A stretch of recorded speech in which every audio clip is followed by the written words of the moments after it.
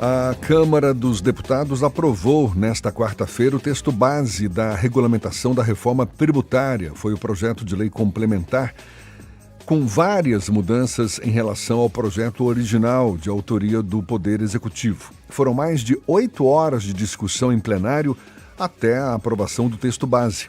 Os deputados começam agora a votar os destaques encaminhados pelos partidos na tentativa de fazer outras mudanças no substitutivo do relator, deputado Reginaldo Lopes, que é do PT por Minas Gerais. Sobre o assunto, a gente conversa com o analista político e comentarista de A Tarde FM, Pedro Menezes. Seja bem-vindo. Bom dia, Pedro. Bom dia, Paulinho. Bom dia a todo mundo que está ouvindo a gente aqui no Issa Bahia. Pois é, a reforma tributária, a gente tem visto aí mudança atrás de mudança em relação ao que foi aprovado anteriormente. Agora, com esse projeto de lei complementar aprovado, várias alterações em relação ao projeto original. Qual desenho final deve ter, afinal, essa reforma, Pedro?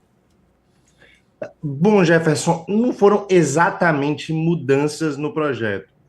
Essa regulamentação era uma coisa que já tinha sido planejada naquele projeto inicial e ela resolve algumas questões, por exemplo, quais itens devem entrar na cesta básica nacional, que vai ter um desconto na alíquota final desse novo imposto que será criado pela reforma tributária. Vale lembrar que um princípio dessa reforma é a cobrança de uma mesma alíquota para uma base muito grande, para praticamente todos os bens e serviços produzidos na economia brasileira.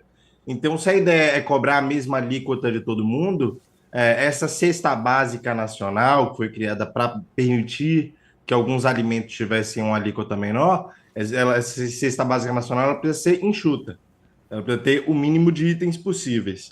E talvez muita gente fique pensando, mas é uma lista de produtos que vão pagar menos imposto, então a gente devia querer que a lista fosse tão grande quanto possível, né? Já que ninguém gosta de pagar imposto. O problema é esse novo imposto que será criado com a reforma tributária, o IBS, Imposto sobre Bens e Serviços, ele tem uma característica, que é a alíquota final dele, a percentual sobre os bens e serviços que você vai comprar, que você vai acabar pagando de imposto, né? O custo desse imposto, ele vai ser calibrado para manter a arrecadação, manter quanto o governo arrecada no fim de um certo período de transição. Quer dizer, a carga tributária não vai mudar. Então, quando você tem a inclusão de um ou outro produto nessas listas de desconto, você vai estar aumentando a carga tributária de todos os outros produtos, porque para que a arrecadação continue igual, com alguns produtos pagando menos, então isso significa que os outros produtos vão ter que pagar mais, né? Aquela famosa história que a gente já vê aí com meia entrada, por exemplo, você cria desconto para alguns, outros vão ter que pagar mais caros. E acho que a sociedade tem que estar ciente disso, né? E tem muito grupo de interesse usando essa regulamentação para vender o próprio peixe e dizendo que é interesse público. A reforma tributária é frequentemente apontada como necessária para o crescimento econômico do Brasil. Pedro, em que medida que você acha que, de fato, as mudanças aprovadas podem contribuir para esse crescimento? É até difícil subestimar, Jefferson. Semana passada a gente falou aqui de real, da história dessa nova moeda que fez história na economia brasileira. Eu falei que talvez fosse uma das grandes conquistas da nossa democracia nos últimos 30 anos. Agora a gente está falando de algo que de lá para cá talvez seja a maior conquista da política econômica brasileira nesse período. Por quê? Vamos dar um exemplo aqui para o público poder entender. Hoje, se você for construir um prédio no Brasil com peças pré-moldadas, você vai pegar essas peças pré-moldadas na indústria, por exemplo, vai pagar o imposto de indústria, que é maior do que se você construir aquela mesma edificação por meio da mão de obra humana. Então, mesmo que você gaste menos recursos, né, menos capital, menos trabalho, menos horas de trabalho e menos capital físico, para construir uma certa quantidade de prédios, imagine que você constrói 11 prédios com pré-moldados com o mesmo custo produtivo que você produziria 10 prédios com mão de obra humana. Por conta dessa alíquota menor para os prédios construídos com mão de obra humana, você acaba tendo uma vantagem para usar o método menos produtivo.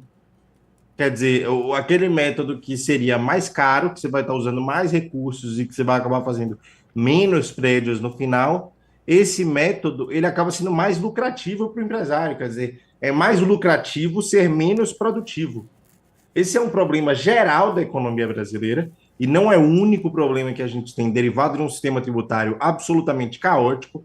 O Brasil literalmente tem um dos piores sistemas tributários do mundo. Não é nenhum exagero aqui colocar o Brasil nessa posição de um dos piores do mundo.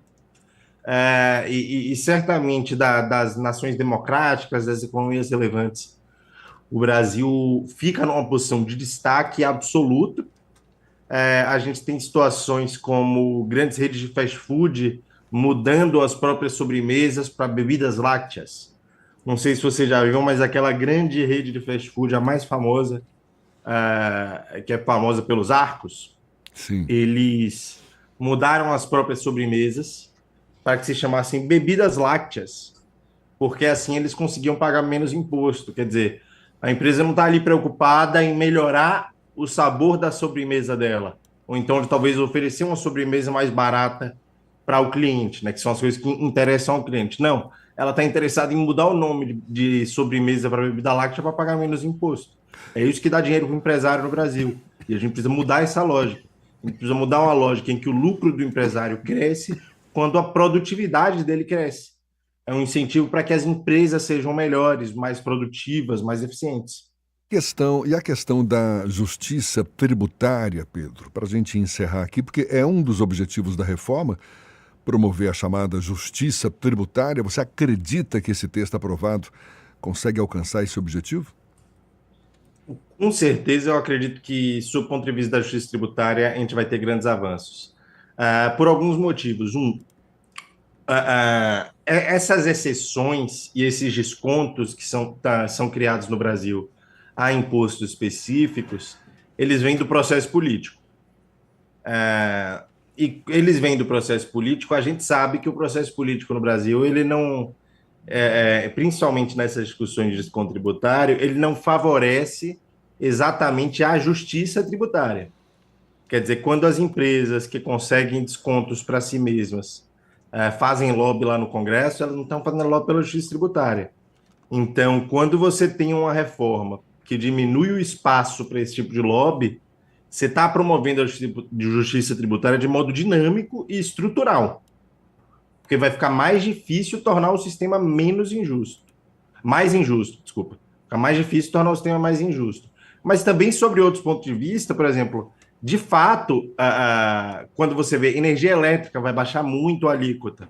Então, você acaba tendo um impacto maior para as famílias mais pobres. Então, você tem esse impacto dinâmico, você tem esse impacto imediato, já estático. Então, acho que, sob o ponto de vista da justiça tributária, é um avanço imenso. E, assim, essa proposta de reforma tributária, ela traz avanço imenso em várias frentes, assim. É um projeto que eu acho que a gente tem que sentir muito orgulho de ver ele saindo do papel aqui no Brasil, porque é um projeto que tive aula, inclusive, com o responsável técnico pela proposta, que é o Bernardo Api, que é um sujeito extremamente preparado. Ele passou mais de 10 anos, olha que coisa curiosa, passou mais de 10 anos formulando essa proposta. Ele começou ali em 2008, ele era secretário da equipe do Palocci e ficou ali em 2008, virou secretário de Reforma Tributária, tentou aprovar uma versão inicial desse texto lá atrás, não conseguiu, ficou 10 anos estudando esse assunto em grandes universidades aqui do Brasil, dando aula sobre isso, discutindo, mudando o projeto.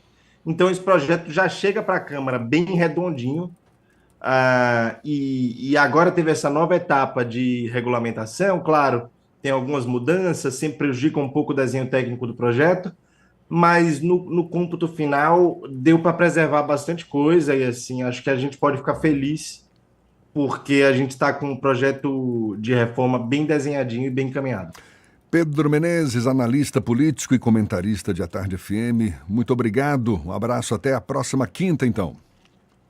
Agradeço, Jefferson. Um abraço. Aliás, é quinta-feira mesmo, isso sim. Tá certo, valeu. 8h46 aqui na Tarde FM. Você está ouvindo Isso é Bahia.